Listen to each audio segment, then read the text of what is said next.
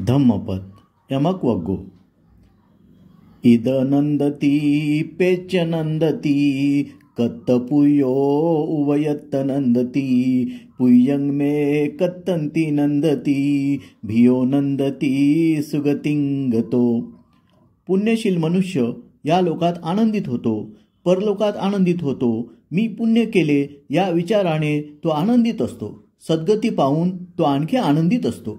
अर्थकथा: बुद्धाची पाठराखण करणाऱ्यांपैकी प्रमुख अनाथपिंडक यांची कनिष्ठ कन्या सुमना देवी मृत्यूशय्येवर असता आपल्या वडिलांना धाकटा भाऊ असे संबोधून शांतपणे मरणाधीन झाली।